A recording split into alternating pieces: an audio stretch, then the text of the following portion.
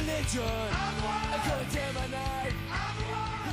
everyone, it's Ivan, kitbadger.com, out here for another gun review, and today talking about this guy right here, which is the Mk2 by Griffin Armament.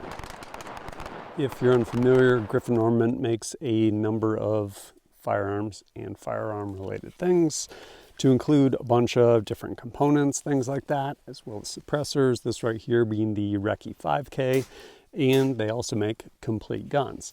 This, as I just mentioned, is the Mk2. So fully ambidextrous and a bunch of features going on with it. So I'll go over some of those.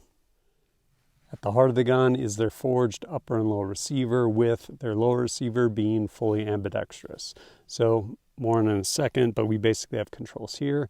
We can press that up to actually lock the bolt back, press it down to send the bolt forward, and of course, Ambi selector over here on this side. And looking on the other side, again, that's the same selector. And over here, we also have a left side magazine release and also a enlarged bolt catch bolt release, which I actually really appreciate that. And some other stuff to include their own charging handle and a number of other features. Also worth mentioning, inside of this gun, they have their optimized bolt carrier group. Back here, they have their maritime receiver extension. Honestly, I'm not sure what makes it maritime. I don't think it's stainless. Maybe it is. Inside here, they also have their suppressor optimized buffer. To that end, this has actually done an amazing job suppressed. Their gas block, their barrel, all that stuff. One thing that's really nice about their gas block, it is actually pinned. It's not just a set screw or a clamp type thing. These are their panels, their rail panels. Something that's nice also about their rail, it's M-LOK. The bottom has a fairly wide flat surface, so if you're shooting off of over something, it's pretty stable versus some rails are pretty rounded. This is not. What else? I do actually really like that trigger guard. It is part of that forging, and it's nice and wide. Plenty of room, especially if it's cold. You're shooting with gloves, it does well. Their muzzle device, I don't even know if I can get this can off. No, it's not coming off right now. Probably need a tool to take that off. I have actually just shot this with this can. It's done great with respect to recoil impulse, gassing, everything like that. This, as I mentioned earlier, being their Recce 5K 5.56 can. But yeah, a lot of stuff going on with this rifle. Which brings me to what has been my experience. How have I used this setup? Well, I've actually had it for quite a while and done a lot of shooting with it. I think the first kind of major thing I actually shot this in was took it to Moons Out, Goons Out night vision competition in the beginning-ish of 2024. Shot it there. I think I shot this in the passive division, so basically had it slick except for a riser and a EOTech on here. And thing did awesome. Ton of fun to shoot, and yeah, had a lot of fun shooting through that competition. Fast forward, there's definitely been a number of range days going out, just doing some training, as well as probably some runs through the shoot house, things along those lines. And then I eventually actually took this out again. There was a class down at Thunder Ranch where they hosted Steve Fisher. So I took this out for kind of a mid-range carbine class. And it was largely this configuration kind of. I basically had this optic setup and stuff like that. Don't think I had the MAWL on there or anything else, but yeah, took it there, shot it, and it did everything I asked for it. We were mainly shooting, I think, largely out to about 500 yards and kind of trying to see what kind of accuracy we could get and maintain with our setups. And this honestly did a really good job for me out there. I think I was shooting some 75 grain open tip match from AAC. Shot well through this. I will say the one thing I ran into was actually this optic. Well, honestly, I think it's really good for the money. It actually has a BDC, which does not lend itself to precision as much in my experience as something along the lines of like just a mil reticle. But yeah, had a lot of fun shooting this at that course out there. And where else has this gun been shot? Actually at a Amtech night vision course. I did not shoot it. Basically, one of the guys that showed up there, his gun, like reputable manufacturer, just would not run. And I think part of it was probably just undergassed and it was cold. So I was like, hey, do you want a gun that'll shoot? So you're not doing bang, bang, single shot. And he's like, sure. So I ended up grabbing this, through this MAWL on here, also through this guy on here. This is the Turbo, Surefire Turbo Scout Light. And then I pretty much just left this optic on it because it was already on it. This being the ACSS Raptor, they're 1-6. And then in this Bobro,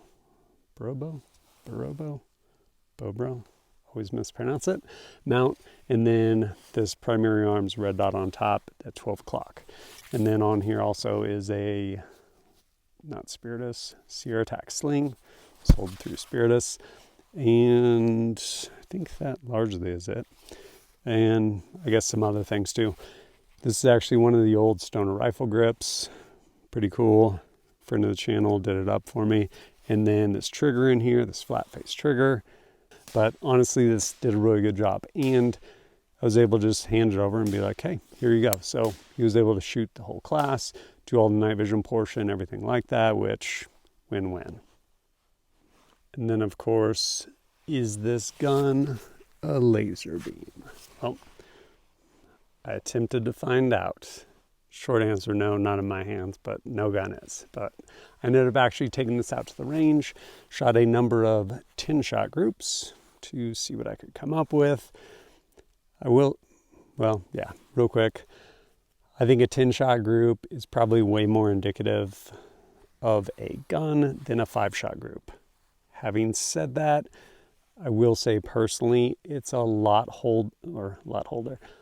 harder as a shooter to keep it together for a 10-shot group than it is for a 5-shot group. But I ended up going and shooting a number of 10-shot groups, swapped out the optic, put on something with higher magnification, and yeah, saw what I could get with a number of different loads, and here are my results. My first group, shooting PMC Bronze 223 55 grain full metal jacket, came in at 3.48 MOA. And my next group, shooting PMC X-Tac 556 55 grain, came in at 2.36 MOA. Switching over to some Sig Sauer Marksman 77 grain open tip match. My group coming in with a flyer at 2.27 MOA. If we get rid of that flyer, it drops it down to 1.55 MOA. Next, some amazing Winchester target and practice ammo coming in at 2.53 MOA. Then 10-shot group of the AAC 77 grain open tip match 556 coming in at 1.36 MOA. And shooting some Winchester white box 223 55 grain group coming in at 2.96 MOA. And my last group with the AAC 75 grain boat tail hollow point match coming in at 2.14 MOA with a flyer. If we get rid of that flyer, it drops down to 1.28 MOA. What do I think of those groups? Well, we look at those groups and we cherry pick 3-round groups out of them. This is a 1/4 MOA gun all day long. Honestly, I'm actually really happy with those groups. With that match ammo, it was down to 1.5, like 1.3 MOA, which 100%, like a better shooter could, I'm sure, do better with this setup. That's what I got out there though that day. And yeah, no, this thing's done well.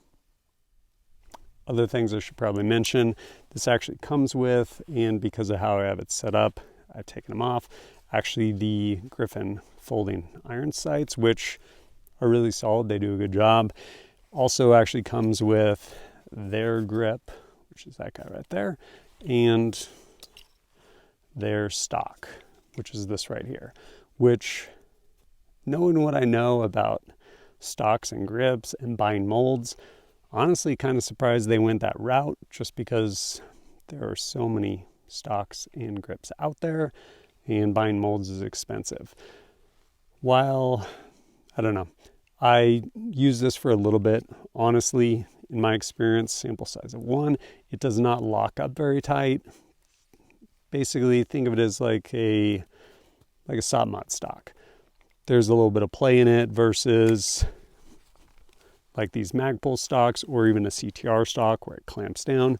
You get rid of all that play. So I end up swapping that out. As far as the grip, that's one of those where it's really just personal preference. But yeah, I was honestly just kind of surprised in that how many things Griffin makes, to include, honestly, their charging handle, their Ambi charging handle, which it works well, actually does a great job. But yeah, they make a lot of things on like almost everything on this gun. Things that did surprise me though, just honestly, just kind of surprised. Castle nut is not staked, which that's kind of one of those where, I don't know, I haven't asked them if there's a reason it's not staked, but it's one of those where, yeah, you just stake it and then it doesn't back off. But yeah, like I said, this thing's done good. The trigger that came in it also is basically like USGI mil-spec type trigger. I ended up swapping it out because I like single stage triggers, especially trying to do accuracy stuff. And that trigger's actually done a good job for me. But yeah, overall, put in a lot of time with this gun. Who do I think this gun would be good for? Honestly, someone looking for a solid turnkey gun. Things that I do appreciate is how well this works with their can, as one would expect, in that you have a company making a gun, gassing their barrel, and they also make their can. And so as a turnkey package with this Recce 5K, shoots incredibly well, like really nice gun. I honestly couldn't even tell you if I've ever shot this thing without a can. If you have a can, like why would you shoot it without a can? I get it, it gets dirty. Again, who cares? Add more lube. But no, I've been really pleased with this. I think this would also be really beneficial if this is the only gun or the only type of gun you own and you are or are not left-handed, in that you have Ambi Controls. So you can do your administrative stuff, whether it's clearing malfunctions or administratively just clearing the gun, lock it back. You can go ahead, throw your mag in, send the bolt forward, and same with shooting wrong-sided, other strong side. You have your Ambi Controls, if you're going to use those, as well as your Ambi mag release. They did a pretty good job there also with some fencing there, trying to limit accidentally hitting that, especially as a right-handed shooter that's leaning up against your gear. And yeah, I mean, it is Ambi.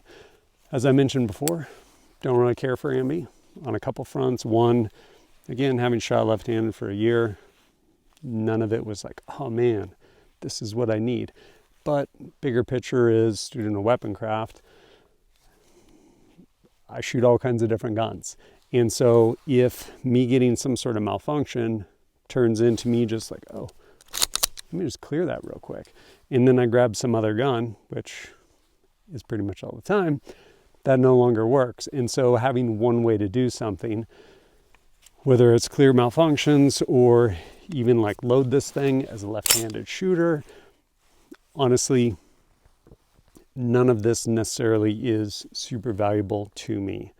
However, if this is your gun, your only gun, or for that matter, you have a number of guns that are all Griffin, use this same Ambi lower setup, then yeah, huge benefit.